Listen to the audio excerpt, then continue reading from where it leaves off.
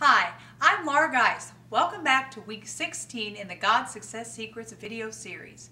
Today's success secret says, enjoy your journey. Now, how many of you like a road trip? You know, if someone asked me the question, do you prefer to drive to Florida for spring break or fly to Florida for spring break? 9 times out of 10, I would say I'd prefer to drive. There's something about being on the road. I just enjoy it. I enjoy talking with my family or reading in the car.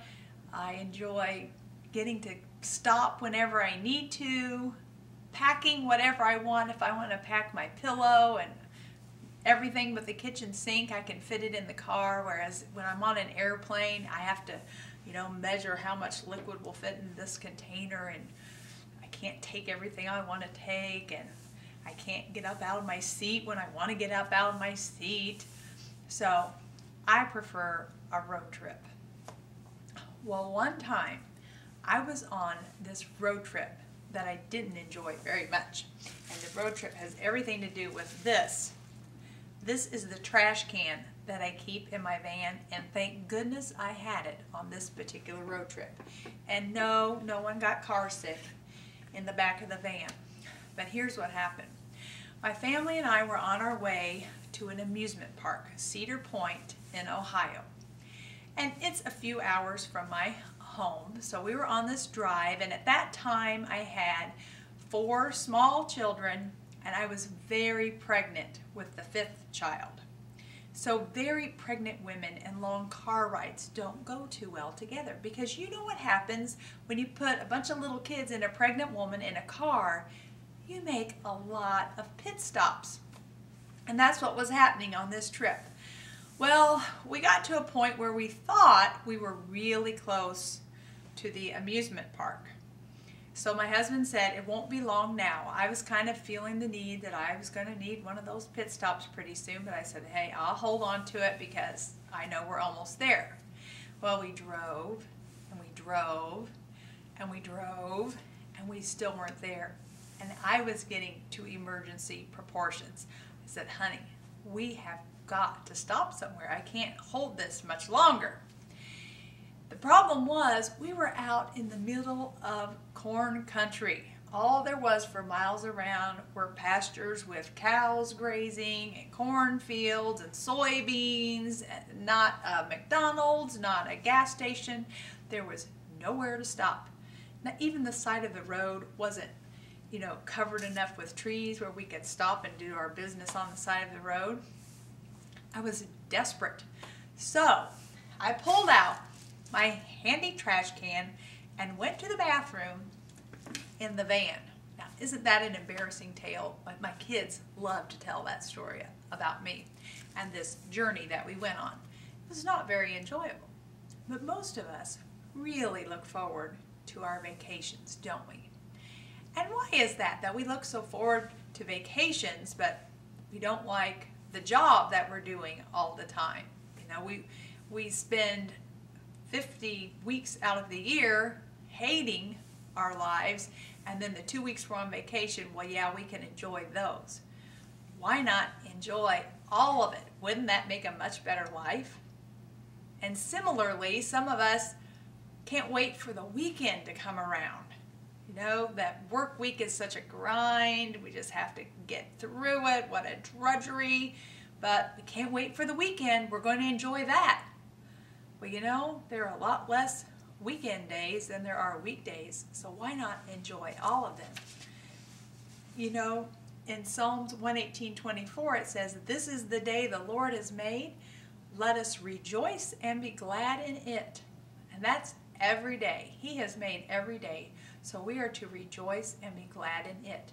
So we need to enjoy our journeys, enjoy our days. You're probably waiting for some great thing to happen, that big goal that you wrote at the beginning of your journal. If you don't have a journal, just log on to godsuccesssecrets.com and get one, a free one. But you're waiting for that thing to happen. But why not enjoy the process of reaching that goal? Sometimes you can enjoy the process more than you actually enjoy the thing you're waiting for. So now how can we do that? Well, sometimes we have to stop waiting on everything to be perfect before we can enjoy our lives. There's the young woman who says, I'll be happy when I have a baby. And then she has a house full of kids and she says, I'll be happy when all these kids are out of the house. Or there's the single woman who says, I'll be happy when I'm married. And then she snags that husband. And what does she say? Oh, I'll be happy when he gets out of the house. So we need to learn to be happy in whatever circumstances we're in and to enjoy our journeys. So what I want you to do today is something very practical.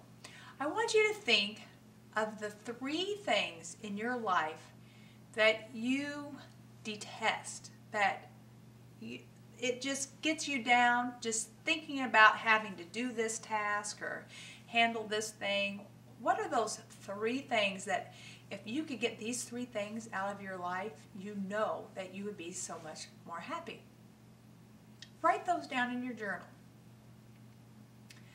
Now, if you would have asked me that question when I was a young mother, one of the responses I would have given is, I hate bath time. In the evening, I'm tired, I'm spent, I don't want to put the kids in the bathtub and do the baths. And especially, I don't want to take the baby, in the kitchen sink and scrub her all down and hold the baby. I'm tired, don't want to mess with it. So that was one task I probably would have said. And I struggled with that. I just dreaded bath time when my kids were little. But finally I figured out, we have to do this every night or almost every night. So I might as well learn to enjoy it. So I put a plan together to enjoy bath time. First thing I did was, my kids love to listen to Raffi, and I kind of like Raffi too. So we'd turn on Raffi music while we were given a bath. That made everything much nicer. Sometimes a little music can make anything more enjoyable. And then we'd play games while they were in the bathtub as I taught them how to wash themselves. Because another thing I didn't like about bath time was, have you ever been giving a kid a bath and your sleeves get all wet? And I just didn't want to get all wet. So I figured if I could teach them how to do this themselves, I might enjoy this a little more. So I kind of sat back and we played like Simon Says, only it was Mama Says. So I'd say, Mama says, scrub your neck. Mama says, scrub under your arms. And my kids just thought that was so much fun to play that game. Or sometimes if we didn't have the Raffi music going, we would sing, this is the way we wash our face, we wash our face, we wash our face. So we had a good time in the bathtub. Now then I still had that baby bath to give in the sink. And that one was a little harder for me to make that one enjoyable. But I finally figured it out, and sometimes all it takes is a little game of pretend. See, when I was a little girl, I loved to play baby dolls. My favorite gift was a package of real diapers from the grocery store that I could put on my baby dolls to pretend they were real. And I loved to give my baby dolls baths and feed my baby dolls, and I took very good care of my baby dolls. So when I was older and had my own baby, and I was tired of giving this baby a bath, I decided to pretend she was one of my dolls and I was a little girl again. And so I'd talk to her, and I'd even call her my little doll. And now she's 13 years old, and I still call my daughter Maggie little doll. And it's all because of this bath time thing. But I'd just pretend she was a doll, and I was enjoying playing with my doll baby. And that got me through many a bath time. So it was just a little different focus, but I learned how to enjoy that task because I had to do it anyway. Another one that sometimes I still don't like too much is cooking. Now, I really don't mind cooking, but it's that pressure of needing to have something on the table every night. It's night after night after night. I think that's the part I don't like. So, how am I going to enjoy this cooking thing a little more? Well, one of the things I did was I got a candle and I set it on my stove, and it smells really pretty. It's one of my favorite scents.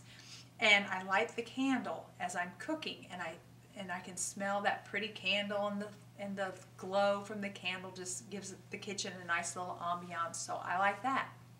Another thing I did, my husband put a television in our kitchen, and I've talked to you about that before, but when I was going through this time when I really hated working in the kitchen, I watched the Food Network while I was cooking. And that made things so much more enjoyable, I think because I was watching on television people who love to cook. And it was rubbing off on me a little, and I was getting some new recipes to try, which that made life a little more exciting. And sometimes I would even pretend I was Rachel Ray in the kitchen, and I would talk like, here, okay, now we're going to take our trash bowl and put this in here, and we'll chop this up. And my kids thought that was a riot, but it sure did make our time in the kitchen more fun. And another thing I did was I got a little money saved up, and I bought myself some new dishes. I had these hand-me-down dishes that I really didn't like too much, and I used them every day. I mean, you know, we ate 3 meals a day and snacks and always on these ugly dishes that I didn't like. So I bought some pretty dishes that I really liked, and I started enjoying my time in the kitchen more. So let's get back to your 3 things that you detest doing. How can you change your focus a little bit or make those activities more enjoyable? What is it exactly that you don't like about them? And how can you change your attitude about it? Because you know, if all those things that you have to do, if you can learn to enjoy them, wow, won't that make your life better? So today, in your journal, write down those 3 things that you don't like to do, and then write down some ideas on how you can change your mind and start liking those things again. So that instead of saying, I'll enjoy my life when, you can say, I enjoy my life right now. I'll see you next time.